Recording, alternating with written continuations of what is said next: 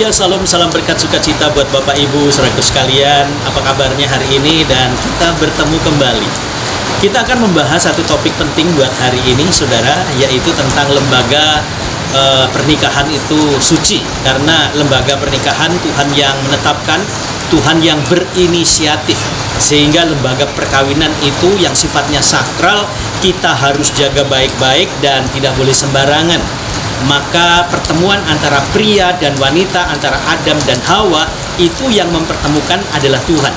Nah, maka kalau kita tarik saudaraku sekalian dari kitab Perjanjian Lama dalam kitab Kejadian kepada Yohanes pasal yang kedua ayat 1-2, firman Tuhan dikatakan demikian.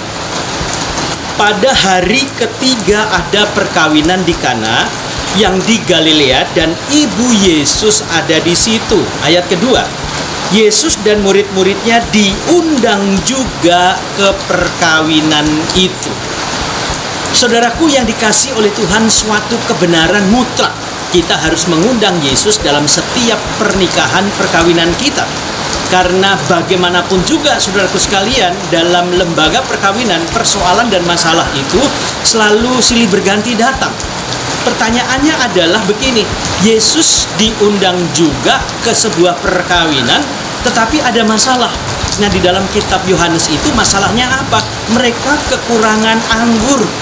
Nah, bagi orang Yahudi, apabila kekurangan anggur, saudara, itu aib dalam sebuah pernikahan atau perkawinan. Karena mereka menganggap bahwa sebenarnya mereka tidak siap. Karena apa, saudara? Anggur itu bicara tentang hal-hal yang manis, anggur bicara tentang kehangatan, dan anggur itu juga bicara tentang hal-hal yang sehat.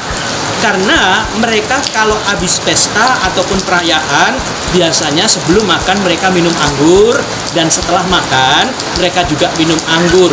Tujuannya cuma satu, agar supaya kolesterol atau minyak, lemak yang mereka makan seperti habis makan onta, daging domba dan lain sebagainya, mereka bisa netralisir. Sehingga anggur itu bicara tentang hal-hal yang hangat.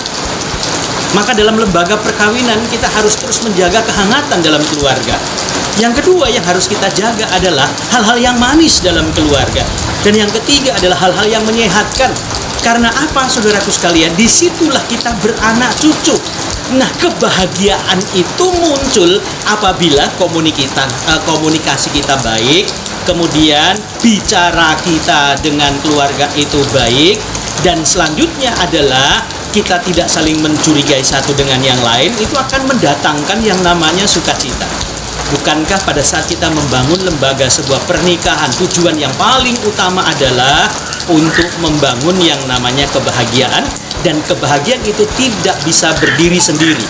Kita harus terus melibatkan Tuhan karena lembaga pernikahan itu suci. Sukses buat saudara, dan Tuhan Yesus memberkati. Haleluya.